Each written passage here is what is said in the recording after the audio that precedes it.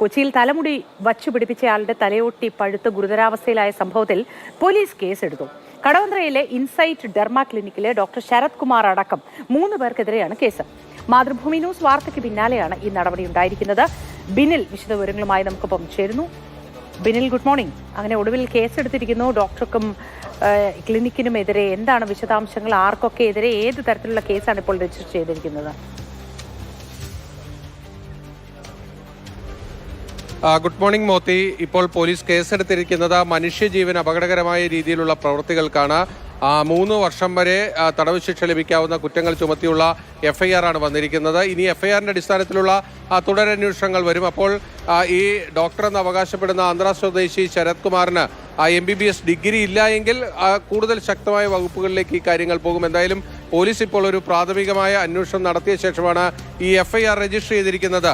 ഇതിന്റെ ഏറ്റവും പ്രധാനപ്പെട്ട വസ്തുത എന്നത് നമ്മൾ ഈ സനിലിനെ കാണുമ്പോൾ ഞെട്ടിപ്പിക്കുന്ന ഒരു കാഴ്ചയായിരുന്നു. കാരണം കയ്യിലൊരു പോർട്ടബിൾ വാക്വം മെഷീനും തൂക്കി ഇങ്ങനെ നടന്നു വരുന്ന ഒരാളെയാണ് നമ്മൾ കാണുന്നത്. ആ കാഴ്ച നമുക്ക് അങ്ങനെ പെട്ടെന്ന് കണ്ടു നിൽക്കാനും കഴിയുന്നതൊന്നായിരുന്നില്ല. ഇതേ രീതിയിൽ തന്നെയാണ് 2 ആഴ്ച മുമ്പ് സനില് ഈ മെഷീനൊക്കെ തൂക്കി ഈ പോലീസ് സ്റ്റേഷനിലെത്തി നേരിട്ട് പരാതി പറഞ്ഞത്. ആ പരാതി പറഞ്ഞ ഘട്ടത്തിൽ പോലീസ് കേസെടുക്കാൻ തയ്യാറായിരുന്നില്ല. അന്ന് ഈ ആരോപണ വിധേയനായ ഈ ശരത് കുമാറിനെ അടക്കം സ്റ്റേഷനിലേക്ക് വിളിച്ചു വരുത്തി കാര്യങ്ങൾ പരിശോധിച്ച് ഇവർ തമ്മിലൊരു സെറ്റിൽമെന്റിലേക്ക് പോകുമോ, ഒരു പെറ്റീഷൻ എൻക്വയറി എന്ന രീതിയിലാണ് പോലീസ് ആ സമയത്ത് ഈ കാര്യത്തെ കണ്ടത്. ഇതിന്റെ ഒരു ഗൗരവം ആ സമയത്ത് ഉൾക്കൊണ്ടില്ല എന്ന് വേണമെങ്കിൽ നമുക്ക് പറയേണ്ടി വരും. സനിലും നമ്മളോട് പറഞ്ഞത് കേസുമായി മുന്നോട്ട് പോകണം എന്ന ആഗ്രഹം പറഞ്ഞിരുന്നു. പക്ഷേ ആ സമയത്തൊന്നും തന്നെ പോലീസ് കേസെടുക്കാൻ തയ്യാറായിരുന്നില്ല. മാതൃഭൂമി ന്യൂസ് ഈ വാർത്ത പുറത്തേക്ക് കൊണ്ടുവന്ന ലക്ഷക്കണക്കിന് പേരാണ് ഈ വാർത്ത കണ്ടത്. അതോടുകൂടി തന്നെ പോലീസ് ഇന്നലെ വൈകിട്ടോടുകൂടി യോഗ്യതയെക്കുറിച്ച്, ക്വാളിഫിക്കേഷനെ കുറിച്ച് ഒരു അന്വേഷണം നടത്തിയിരുന്നു. സ്നേഹമോളാണ് ടെലിഫോണിൽ സംസാരിച്ചത്. പക്ഷെ അവിടെയുള്ള ജീവനക്കാരി അത് പറയാൻ തയ്യാറായിരുന്നില്ല. അതുമായി ബന്ധപ്പെട്ട എന്തെങ്കിലും വിവരങ്ങൾ നമുക്ക് ഈ ഘട്ടത്തിൽ ലഭ്യമാണോ? അതിലെന്തെങ്കിലും കേസ് രജിസ്റ്റർ ചെയ്യാനുള്ള സാധ്യതയുണ്ടോ?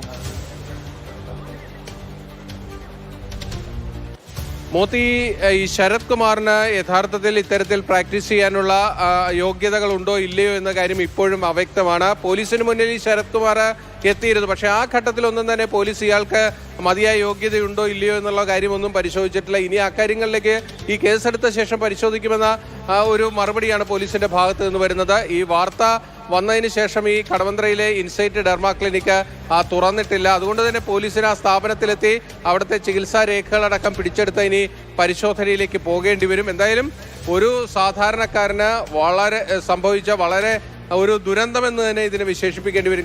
കഴിഞ്ഞ ഒരു 1084 ദിവസമായി അദ്ദേഹം അനുഭവിക്കുന്ന ആ ഒരു വേദന അത് വലുതാണ്. അത് പറഞ്ഞറിയിക്കാൻ കഴിയാത്തതുമാണ്. നമുക്ക് ആർക്കെങ്കിലും ഇത്തരത്തിലൊരു അനുഭവം വരുമ്പോഴായിരിക്കും നമുക്ക് ഈ ഒരു ബുദ്ധിമുട്ടുണ്ടാകുക. എന്തായാലും തലമുടി വച്ചു പിടിപ്പിച്ച ഒരുപാട് പേർ നല്ല രീതിയിൽ നമ്മുടെ സമൂഹത്തിൽ കഴിയുന്നുണ്ട്.